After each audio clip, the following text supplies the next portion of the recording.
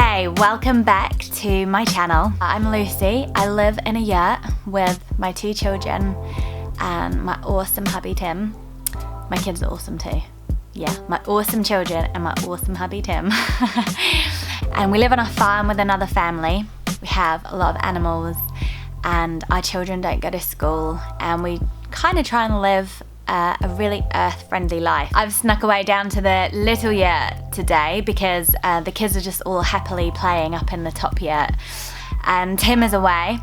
Tim has done a major mission down to Wellington, which is our capital city, to pick up 2 single mattresses for this yurt because it's going on Airbnb this summer and we want to have the most comfortable bed ever. We're all feeling pretty refreshed because we've been on this amazing little camp with a whole bunch of other homeschoolers, which was at the hot pools, and we just swam in the warm water, and yeah, it was lovely. It was quite funny though because I had to put my hand in the air for the whole time I was in the pool because I just got a new ink with my sister on my last day in England, and it's still within a month, so it's not meant to be soaked underwater. This week, my peeps, channel mum, are asking people to share their stories of mental health and what that looks like for them. They've got a mental health course and a quiz you can take, so do have a little bit of a look at that. Personally, I suffered really poor mental health when I was a teenager. I struggled with a really intense eating disorder for about 8 years, and it kind of consumed my life, and I feel so glad to have received some healing as I grew older. And then things were fine for most of my 20s, and then I had a baby and had a really short, sharp introduction into the emotions of new motherhood. And for some people, that really goes on and becomes postnatal depression and is really intense, and I've had some really close friends and family experience that. Mine was just a few days long, but it was really quite dark, and I just had this deep sense of doom and I couldn't leave the house. And I think it's really hard to share those stories because when you're a new mum, you're meant to be filled with joy and happiness. You're also meant to be quite able because you've got this new life to look after, and it's really hard admitting that in that most crucial time you're not really coping. And it's so important to be able to reach out to your friends and your community and ask them for help, ask them for a shoulder to cry on and for physical practical help with your baby. So mine only lasted a really short time, and then it sort of went away, and then we had Juno, and I didn't experience it again. But here's one funny thing about mental health is I think humans think everything should be kind of linear, like a linear progress. So you sort of get a bit better, and then you get better, then you get more better, and then you're well, and it kind of goes like that. Life rarely goes from one place to another in a really straightforward way, and definitely with mental health, it's not linear. And I found for my own self that I can have these really dark moments, and then I can spring back, and then I'll be fine for like even a matter of years, and then I'll experience a bout of anxiety. So I've been quite mentally well for a while now, and then this last year I've had these really extreme panic attacks. I've never had a panic attack in my life, but there's been these 2 examples when I was doing something physically extreme but not immensely dangerous or anything, and I became completely convinced that I wasn't going to make it out of there alive. And I couldn't breathe, and I was sobbing because I was sure it was the end. And in every way it was completely irrational, but my mind took control and convinced me that it wasn't all going to be okay. And those panic attacks have just hit me like a hammer, like completely from out of the blue. And I've been left like really reeling from them, and I have no idea what it's about. But the other ways that my mind can feel like it's getting a bit shaky is when I lose it with my kids.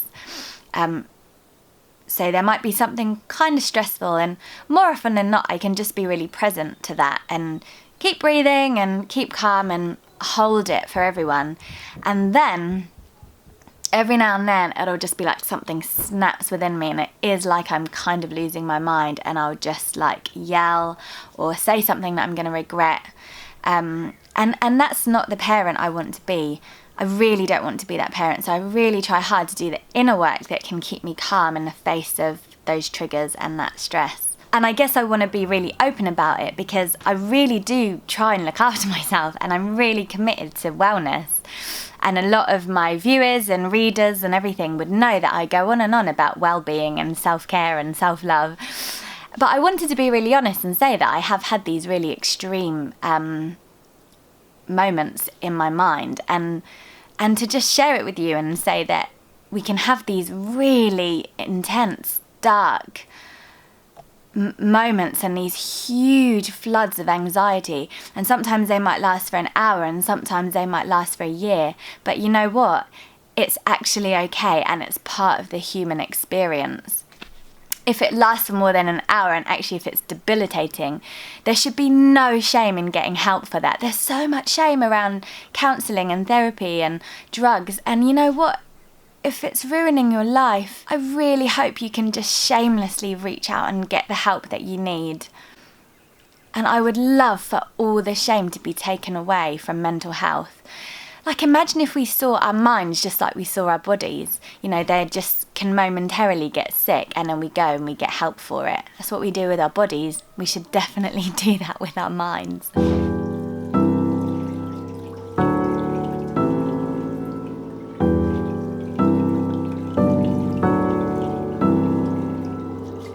In fact, one of the reasons Tim's gone off for such a long time to Wellington is because he's kind of aware that he needs some headspace at the moment.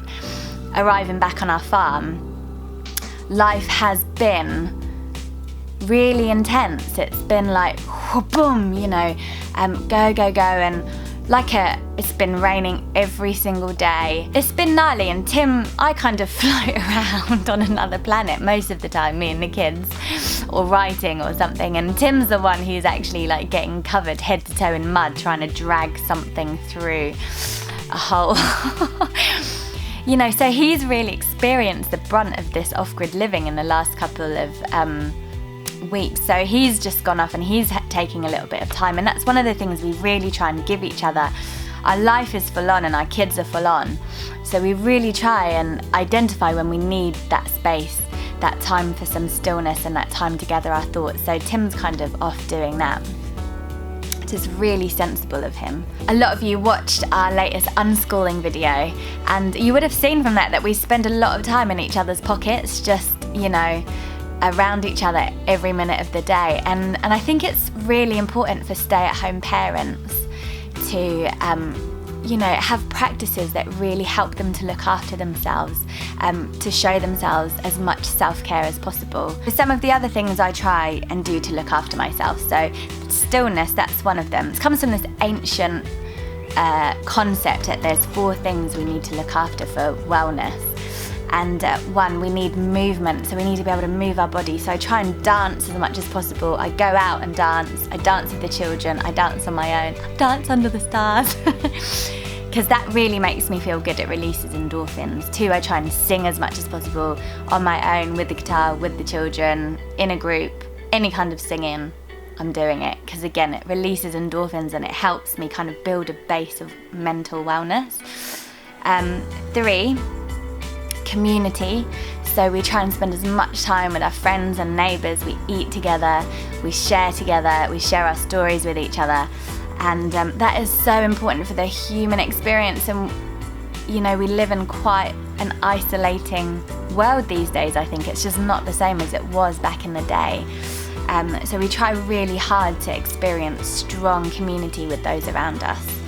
And 4, it is stillness, and it's like lighting candle late at night and just collecting your thoughts and grounding yourself, or it's going away for a whole day just to have your mind to yourself.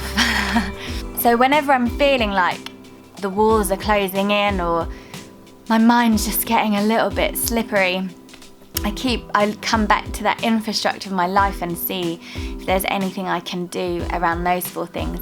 And also sometimes it's as simple as playing my favourite playlist on Spotify, having a huge glass of water and doing some really deep breathing. Even that can kind of bring me back from snapping at my children and letting my emotions kind of rule the day. I'd love to hear your stories. Sharing our stories around mental health is so powerful. It's so important to do.